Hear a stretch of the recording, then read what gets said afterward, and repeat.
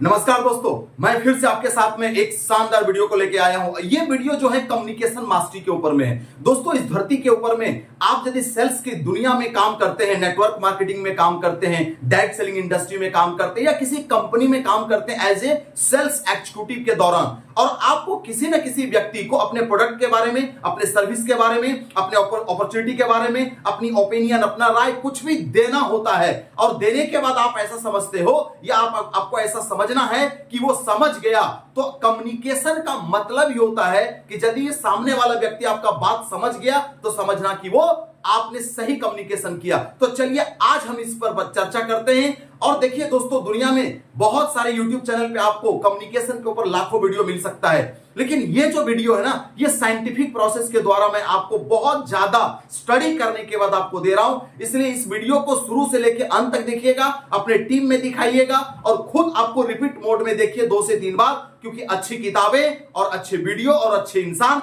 एक बार में समझ में नहीं आती है। तो वीडियो को स्टार्ट करते हैं, और यदि चैनल पे नए हैं तो चैनल को सब्सक्राइब कर लीजिए, बेल आइकन को दबा दीजिए और लाइक तो बनती है दोस्तों। तो चलिए बात करते हैं आज इफेक्टिव कम्युनिकेशन मास्टरी सीरीज के ऊपर में। दोस्तों, सीरीज इसलिए क्योंकि ये वीडियो की एक श्रृंखला होने जा रही है। एक वीडियो लेक्चर में आपको कवर नहीं किया जा सकता है क्योंकि बहुत बड़ा टॉपिक है। तो चलिए फर्स्ट टॉपिक यानी फर्स्ट वीडियो लेक्चर, और ये वीडियो 1 है इफेक्टिव कम्युनिकेशन मास्टरी का। तो दोस्तों, इसके अंदर में सबसे पहले हमको समझना है कि होता क्या है communication, definition of communication, effective communication mastery. देखिए दोस्तों, इसका यदि डेफिनेशन आप समझें तो सबसे क्लियर डेफिनेशन होता है effective communication is the process. ये क्या है? एक प्रोसेस है of exchanging idea, thoughts and opinions so that the message is clearly received and understood by the listener। क्या मतलब हुआ इसका? कि जिससे आप बातें कर रहे हैं, जिसको आप समझाना चाहते हैं, वो व्यक्ति यदि आपकी बातों को अच्छी से समझ गया, आपका आइडिया, आपकी ओपिनियन, आपके पास जो एक अपॉर्चुनिटी था जो देने गए थे, यदि आपने उसको कन्वे कर दिया, वो अंडरस्टूड हो गया लिसनर, तो समझना कि आपका जो कम्युनिकेशन है वो पावरफुल है, वो एकदम मास्टर वाला है। तो चलिए इसको कैसे समझना है, आगे बढ़ते हैं। सबसे पहले आपको लेवल ऑफ कम्युनिकेशन समझना होगा। 3 level of communication. Communication with self, खुद के साथ बात करना, कम्युनिकेशन विद द वर्ल्ड, दुनिया के साथ कैसे बातें करें, और communication of the universe, universe के साथ कैसे बातें करें, यानी कि प्रकृति के साथ भी हम कम्युनिकेशन करते हैं। तो मैं इस वीडियो में आपको एक टॉपिक पे बात करने जा रहा हूं, कम्युनिकेशन विद द वर्ल्ड। यानी आप यदि सेल्स में हैं, आप किसी भी डिपार्टमेंट में हैं और किसी न किसी को आपको कन्विंस करना होता है, कम्युनिकेट करना होता है अपने किसी भी चीजों को लेकर के, तो ये वीडियो आपके लिए इंपॉर्टेंट है। सबसे पहला है कम्युनिकेशन। कम्युनिकेशन कितने लेवल पर हम कर सकते हैं? दोस्तों, कम्युनिकेशन 2 प्रकार का होता है। एक होता है वर्बल और दूसरा होता है नॉन वर्बल। वर्बल का मतलब बोल करके और नॉन वर्बल का मतलब बिना बोले। हम 2 ही तरह से किसी के साथ में कम्युनिकेट करते हैं दोस्तों। अब सवाल है कि वर्बल की जो परसेंटेज है वो है 45%, यानी 100% सक्सेसफुली कम्युनिकेशन यदि आप मानते हैं, उसमें वर्बल यानी बोलने वाला का पावर कितना है? 45%, और नॉन वर्बल वाले का 55%। दोस्तों, चलिए एक एक करके समझते हैं। यदि आप वर्बल कम्युनिकेशन की बात करें तो वर्बल कम्युनिकेशन में भी 2 पार्ट आता है। एक आता है टोन, जिसका कीमत है 38%, और जो वर्ड है, जो शब्द हम बोलते हैं, उसका पावर है ओनली फॉर 7%। यानी कि आप देखें, वर्बल कम्युनिकेशन के अंदर में जो टोन है, जो हम बातें करते हैं, जिस लहजे से करते हैं, वो लहजा का पावर है ओनली फॉर 38%, और जो शब्द का इस्तेमाल करते हैं उसका पावर है सिर्फ 7%। दोस्तों, तो क्या है टोन? टोन में आपको वॉल्यूम, आप जब बात कर रहे होते हैं, आपकी वॉल्यूम की क्वालिटी कितनी है, हाई वॉल्यूम है, लो वॉल्यूम है या मीडियम में है। एक इंसान को अच्छे से समझ में आने वाली जो वॉल्यूम है करीब 80 सीएम, शायद डीसीएम जो है सुनने के लिए मिलता है, तो अच्छा उसको समझ में आता है। तो ये वॉल्यूम अपना रखें ताकि आप अच्छे से लोगों आपका बात समझ में आए। रेट ऑफ स्पीच का क्या मतलब होता है? स्पीड, जो एक शब्द और दूसरे शब्द के बीच की जो दूरी है ना, वो एक इतना होना चाहिए कि सामने वाला अच्छे से समझ सके। जैसे कि बहुत सारा देखिएगा अलग अलग जगह पर कम्युनिकेशन होता है। आप एफएम कभी सुना है तो एफएम का कम्युनिकेशन का स्टाइल बिल्कुल अलग होता है। आप यदि न्यूज चैनल पर बैठते हैं उसका कम्युनिकेशन अलग होता है। एक स्पीकर जो बातें करता है स्टेज पे उसका रेट ऑफ स्पीच अलग होता है। लेकिन एक मिनिमम रेट ऑफ स्पीच पे बात करेंगे, इतना भी ज्यादा जल्दी नहीं कि ताकि सामने वाले को समझ में ही ना आए, और इतना भी स्लो गति से नहीं कि सामने वाले को नींद आ जाए और बोले कि यार कितना बोल रहे हो, छोड़ो अब जाओ।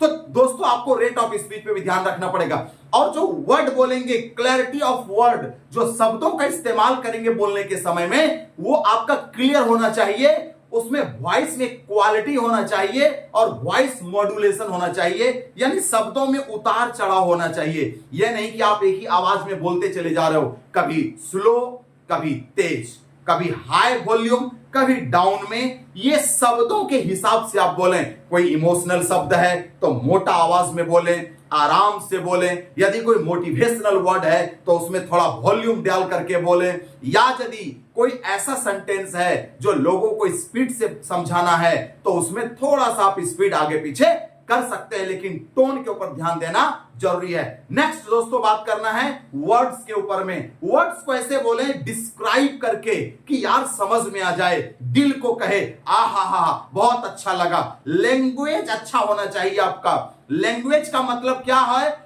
कि सामने वाला व्यक्ति जिस भाषा में समझ सकता है। सामने वाला व्यक्ति बोलना जानता है बंगाली और आप हिंदी में बात करते जा रहे हो। सामने वाला व्यक्ति समझता है कन्नड़ और आप हिंदी में बातें करते जा रहे हो। जैसे मैं अभी बातें कर रहा हूं, मैं हिंदी बातें कर रहा हूं, तो मेरी वीडियो किसको समझ में आएगी भैया?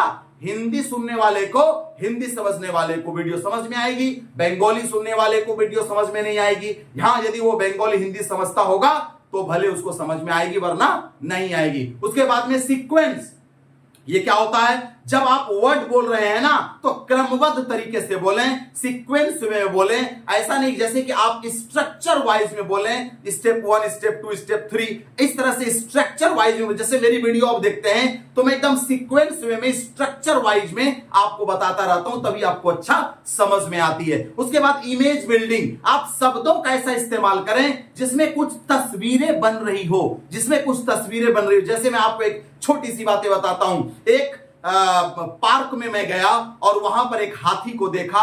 हाथी के ऊपर एक बंदर बैठा था और बंदर हाथ में केले लेके खा रहा था। ये वर्ड में आपको क्या मिला? इमेज मिला ना। आपको एक पार्क दिखा, उसके अंदर हाथी का आपको इमेज दिख गया, वहां पर एक उसके ऊपर बैठा हुआ एक बंदर दिख गया, वो केला खाता हुआ दिख गया। मतलब क्या?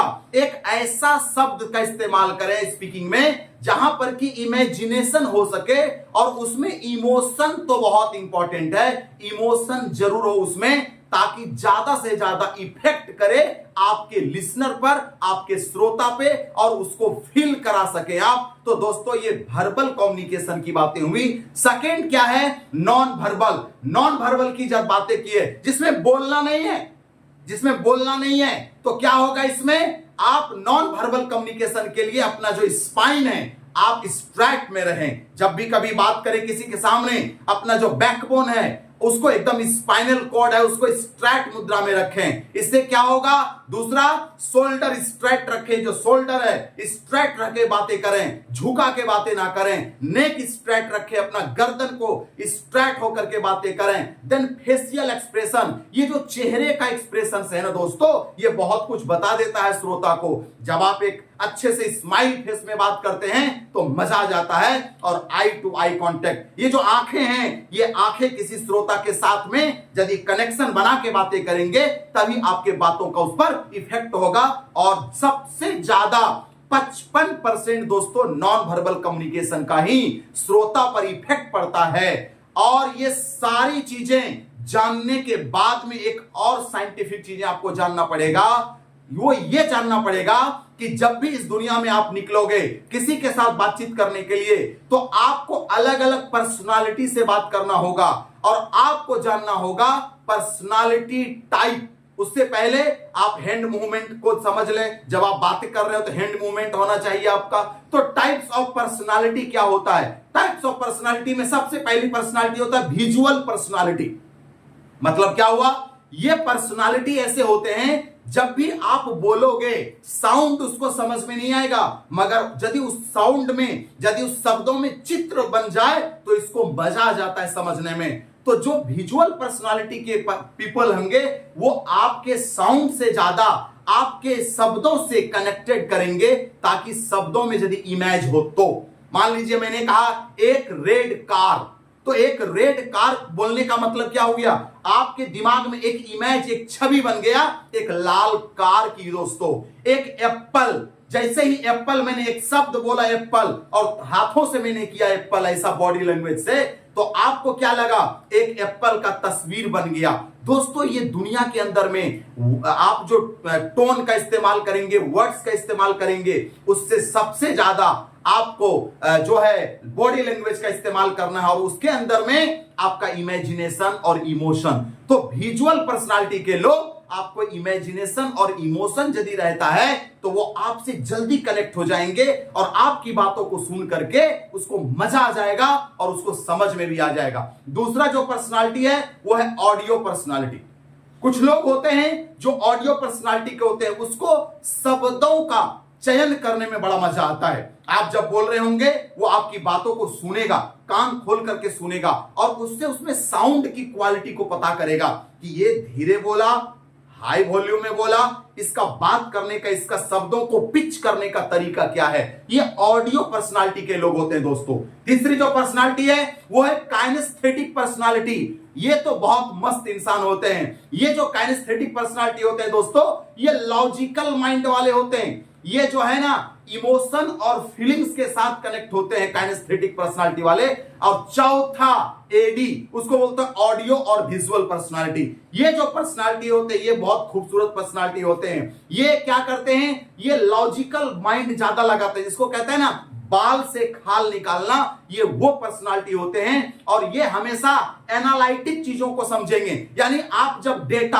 आप जब फैक्ट, आप जब लॉजिक देंगे किसी टॉपिक को लेकर के, इसको बड़ा मजा आएगा और इसको समझ में आ जाएगा। तो 4 टाइप्स ऑफ पर्सनालिटी को ध्यान में रखते हुए ही आप अपना स्पीच, आप अपनी प्रेजेंटेशन और आप अपने टॉपिक के ऊपर शब्दों का चयन करें, अपनी टोन को इस्तेमाल रखें और इन सभी चीजों पर ध्यान रख के जब आप बात करोगे तो क्या होगा दोस्तों, जहां बैठोगे वहीं आपकी सेल होगी, जहां बैठोगे सामने वाले को कन्विंस कर पाओगे। और ये पावर यदि आपके अंदर आ गया तो आप दुनिया जीतोगे और सेल्स की दुनिया में आप भी बापू बन सकते हो और सेल्स की दुनिया के अंदर में आप राज करोगे। या किसी कंपनी के अंदर में एक अच्छे एग्जीक्यूटिव पोस्ट पे काम कर रहे हैं आप, तो वहां पर भी ये आपको फायदा करेगा कि अपने अंदर में टीम जो भी है 10, 20, 50, 100 उनके साथ कैसे कम्युनिकेट करें ताकि वो आपकी बातों को सुन करके अच्छे से काम कर सकें। तो दोस्तों ये पूरी वीडियो यदि आपने देखा तो मैं दिल से आपको बहुत बहुत धन्यवाद देता हूं। आप इसी तरह से मेरे चैनल पे बने रहिए, मैं एक से एक वीडियो आपके लिए लाता रहूंगा और आपका प्यार मुझे मिलता रहे, इसके लिए आप जरूर लाइक कीजिए, कमेंट कीजिए और जम करके अपनी टीम के अंदर इस वीडियो को शेयर कीजिए ताकि आपके साथ साथ औरों को भी फायदा मिले। आप देखते रहिए हमारी चैनल को, तब तक के लिए आप हैप्पी रहिए, हेल्दी रहिए। मैं फिर मिलूंगा नेक्स्ट वीडियो में, तब तक के लिए जय हिंद।